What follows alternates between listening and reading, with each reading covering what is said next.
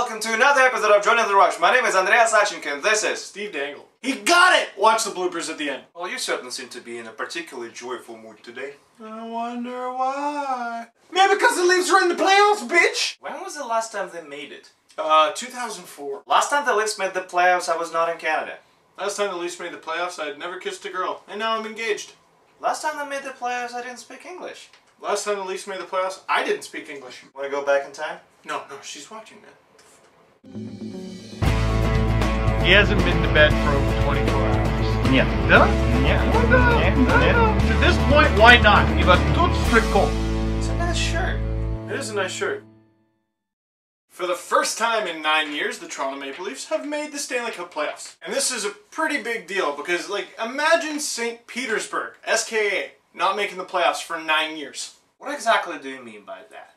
The richest team in the NHL, by far, and they haven't made the playoffs in 9 years. But now they're back! And there's a few KHL connections on the Leafs. Nikolai Kulemin played for Magnica, how do you say this? Kulemin. And Mikhail Grabovski. Leo Komarova has been a nice agitator for the Leafs. Joffrey Lupul. Kind of. Who, by the way, Avdemo Leafs fans, when he hasn't been hurt, he's been amazing. You mean he's good when he's not hurt and when he has a visa?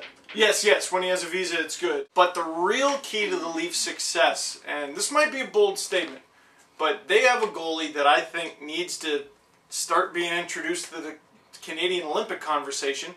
James Reimer. Homer. Whatever. Here's an idea of how important he is to the Leafs. Over the last 5 games, they've been outshot 194 to 113. That's negative 81. But over the last 5 games, the Leafs have won 3 and lost 2. Even better, Reimer wasn't even the goalie for one of those losses. In one of those games, the Leafs only had 13 shots and they won. Even crazier, it was the second time they did it this season. Or you and your Olympic talk. You know what, man? 3 years ago, every single Russian I knew was dead sure Ilya Bryzgal was going to be a starting goalie in Sochi. He's not? You wish. Damn it! Speaking of goalies, recently we've run into some goalie similarities. They all stop pucks? It's funny because some of them don't. Why do you think the Leafs didn't make the playoffs for 9 years? Oh! Those of you who followed the KHL this season, especially the final series, would certainly remember this hit led by Michael Garnett. Карная, то как ошибся Майкл, 2 минуты. Но тут уже ничего и не поделаешь, потому сам виноват, вот здесь. Пум! И встречает соперника. Из двух зол выбрал меньше, что совершенно логично. Well, in the American Hockey League, here's Leaf prospect Garrett Sparks laying a hit of his own. A trip behind the net will send one of the Ice Caps youngsters, that's Lowry, to the penalty box, and Sparks threw a hit on Toussaint. Everybody wants a piece of Toussaint today, and the Toronto netminder on the way to the bench will get a hit credited to number 31. You know how goalies get famous when they get an assist in a game, or more importantly, they score a goal? How many goalies ever laid a hit? Tim Thomas, son. Over 6.5 played in the third period. Giveaway around in front. Oh, and it's nudged off of Thomas, who sends the man flying. And here's the giveaway, but watch Tim Thomas. Who else did that? You think Ron Hextall? We're not going to talk about Ron Hextall. No. But we are going to talk about his son, who recently fought Andrae Pedane in an NHL game. Pedane having words with Hextall in the neutral zone. Here come the Pirates as Strome comes out of the box from the right side. And we're going to see a fight between Brett Hextall and Andrae Pedane. Pedane, his first fight in the American Hockey League, and he has some height on Hextall. Coming around with some big right hands is Andrae Pedane. Hextall trying to gamely fight back here. And a big right hand Hextall can't see. Oh, Pedane's got him on the ropes. The linesman coming to separate Pedane and Hextall. Pedane had Hextall on the ropes with the sweater pulled out in front of him. Oi, Ruski! You know who my dad is? I know he's not here to protect you. And that's how Russians talk. Approved. Continuing the goalie talk, remember Kipper Kid? Kipper Kid. Kipper Kid. I remember Kipper Kid. Nothing gets by him. Every move Mika Kiprusoff makes is mimicked to perfection. From a butterfly save to a spray of water, Brennan Peters, better known as Mini Kipper, has got it covered. A few years ago, one little Flames fan got really famous for doing something very unusual. Liking the Flames? He He stopped going to the games for whatever reason for a few years. Probably that now he's in high school and that would be just awkward. And the Flames suck. Oh yeah, they suck. But now that Mikko Kiprusoff apparently is going to retire, despite the fact he still had 1 year left on his contract with the Flames, Kipper Kid came to the game again. Full gear. He said that whatever decision Kiprusoff makes, he doesn't care because he respects the guy, he was the reason he loved hockey, and yeah, he just came over to say goodbye. Are you mimicking me? No. I don't know why goalies love throwing money away. Kiprusoff could be a backup on at least some NHL teams, maybe even the Flames, and Tim Thomas just decided not to play this year. Tim Thomas, by the way, Islanders property. He's what? There was a trade. Yeah. I totally forgot about it too. Hudobin's job is safe in Boston, but Nabokov getting the job done for the Islanders, they might make the playoffs too. Yeah, maybe some people are just fair, you know? Maybe Kiprusoff thinks he's not good anymore, and watching this, I don't blame him. Belcher scores from center ice. Maybe that's the break the Red Wings needed. Walt Bronson put Calgary up with a slap shot from a little closer than their years back. There's a bouncer he didn't intend to score on, and the Red Wings within a goal. Wow. If you think this is bad, well, you have to watch this clip then, don't you? This Anaheim Hockey Club in front. There's a shot. Stefan scores!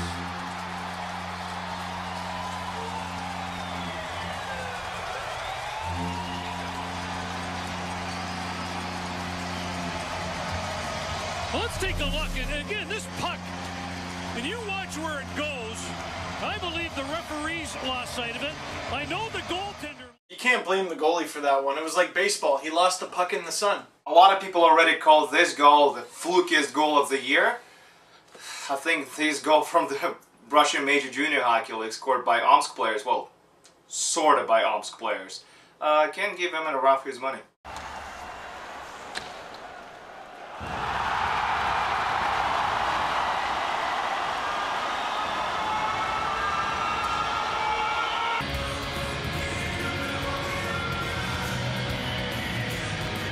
And here's the devastating story of this goal.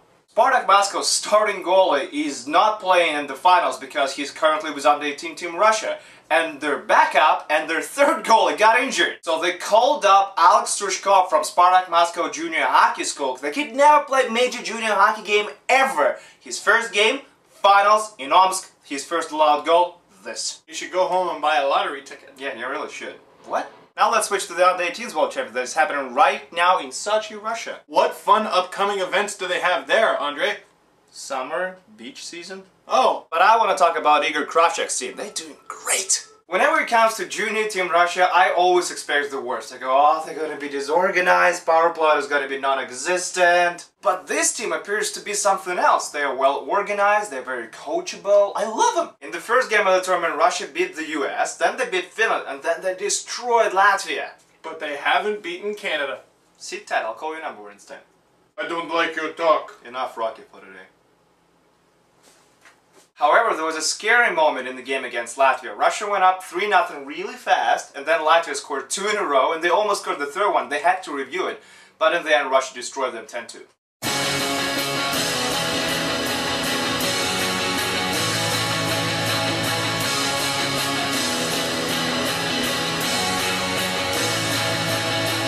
Please give me something to calm me down, 'cause I can't seem to hold it off.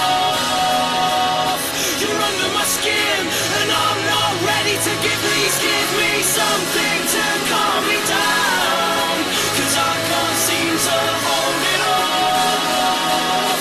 You're under my skin and I'm not ready to give in.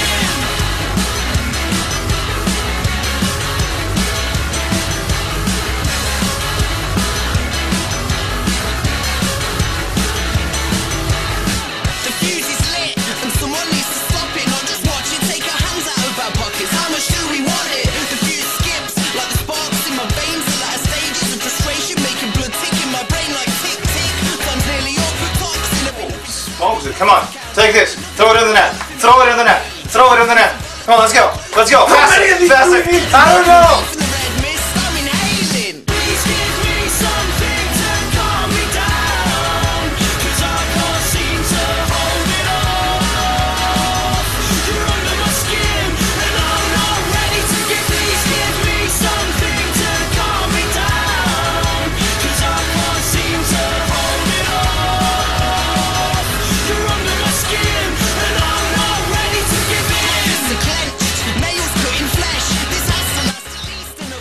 No, I got 3 more.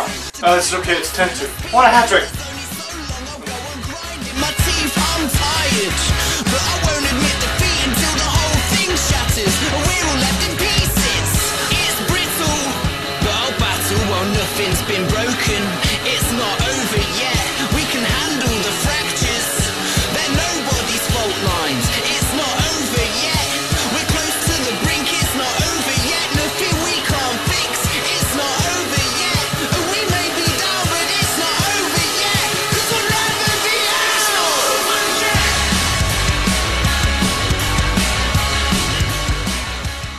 Also, over the last few episodes, we showed you so many clips of commentators. We only think it's appropriate to show some more. In today's episode, we will touch on the subject of homerism. Good luck with that, Andre. Here is Jack Edwards, commentator for the Boston Bruins, talking about Matt Cook. Could not help but notice last season when the Pittsburgh writers nominated Matt Cook for the Masterton Award for dedication and perseverance to hockey. The justification being how Cook had changed his ways after basically assassinating Mark Savard. Nominating Cook for the Masterton is about the equivalent of nominating Sirhan as the prisoner of the year. An outrageous lack of judgment on the part of the Pittsburgh press. Edwards had to apologize for the comparison, but here's the thing about that. Last week we showed you the Florida Panthers commentators, and that made sense. They weren't talking about the game, but their team was getting killed, and it was the 3rd period. This was a 1-goal game in the 1st period. There's no need. No need? It's Matt Cook. Well, it is, yeah. And here's another clip from the Altitude Networks. They cover the Avalanche games. 2-on-1 Jackets, but Duchesne is flying back. Foligno shot scored. And the Blue Jackets win in overtime, 4-3. Altitude is notorious for this. If their team scores, yeah! If the other team scores, it scores. They react the way any fan would. Breaking into the zone, Nick Foligno with the shot, scores. Dude, where are you going? Post-game coverage. No one cares about the post-game. They lost. I'm sad with everything the Avalanche have ever done. Stop being the Sharks kid. Come on, be professional. Let's talk about this play. No. Okay. Is Penis McNabb gonna cheer you up? There you go. Yeah, by the way, these guys, same guys as Penis McNabb from last video. So, they're entertaining. That's a huge part of their job. Yep. But when it comes to commentary, especially if it's regional, like Altitude or any other regional broadcaster, you understand that there will be some level of homerism. Some. In Russia, even on national television, the commentators, they don't exactly brag about their preferences, but everyone sort of knows who they're cheering for. They're not hiding it or anything. I think that's what I'm saying, is it's understood that there's some bias, but don't make it blatant. I don't know. If I was a Chicago fan, I would make sure I watched the CBC fed of the Canucks games. Because everyone knows that Jim Houston, the same guy who was doing the commentary for EA Sports NHL series of games, that's how you probably know him back home, he's the biggest Canucks homer ever. Everyone knows it. It's so much fun. Easy, easy. I work for that company, okay? It's irrelevant. You're irrelevant. Dude, everyone knows you're a Leafs fan. Hardcore Leafs fan. That's what makes this show so interesting. You can't prove that I'm a Leafs homer. Oh, watch me. The Toronto Maple Leafs, the best team in the world, rushing up the ice against the cursed Habs. Nikolai Kuhlman to Leo Komarova. Goal! His first career goal with the best team on the planet. Leafs go up 1-0. Yeah. That wasn't even my real voice. Oh, hey, click your fingers. What does that prove? Probably nothing. I also know how to video edit, man. And this is it for this episode of Joining the Rush. Once again, my name is Andrea Pedane, and this is Steve Dangle. Cut it out, man. No. Stop it, I don't like it. It's funny. No, it's not. Yes, it is. Shut up. Hello and welcome to another episode of the show. Don't give me that look. Hello and welcome to another episode, Joe. Hello, Joe. Hello, Joe. Hello and welcome to another episode of Joining the Rush. Once again. Okay. Hello and welcome to another episode of Joining the Rush. What is wrong with me today? You suck. Oh. Oh. This is right for the bloopers. I think it'll be funny if you're Russian.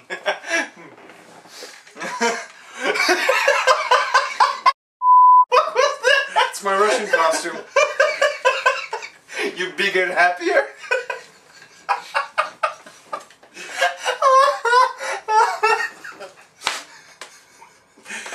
What's great is you could have been like, oh, okay, you'll be French.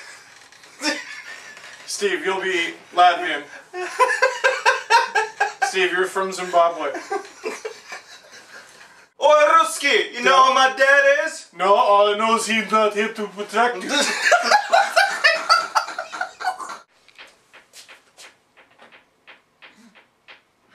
Off. I don't know if it's stereotype in Canada, but in Russia, Saturday morning, 8 or 9 o'clock, there is always a neighbor who does it. Who just taps on the floor? Well, he's clearly like banging his hammer. He's building something. Usually in Russia, is that the weakest hammer of all? He's going. Well, maybe it's a girl. Thank God it's not a drill, man. If we were in Russia, that would be a drill. Hello and welcome to thing just comes through in dust. Okay. Just disregard that. Gobbles, go deal with it. Андрей, пару слов о розыгрыше 7-го кубка Борокина. Это не розыгрыш, это ярмарка деревьев редкой породы. Вон, посмотрите, береза обыкновенная, сосна подмосковная, боабаб. Все, что есть. Вон Печкин затесался, есть дядя Федор Пасукот. Я не знаю, что он вообще там делает. Это просто, смотрите, он просто Печкин. На кого вы ставите? Кто сегодня выиграет? Я на дядь Федора. Вон, смотрите, что он будет сегодня двукратный обладатель. Он с трактора слез. Первый двукратный. Вот, смотрите, обратите внимание. Печкин, шапка слетела, no goal! No goal! Вот это Печкин, это фин! У него очень высокие шансы, правда? Это просто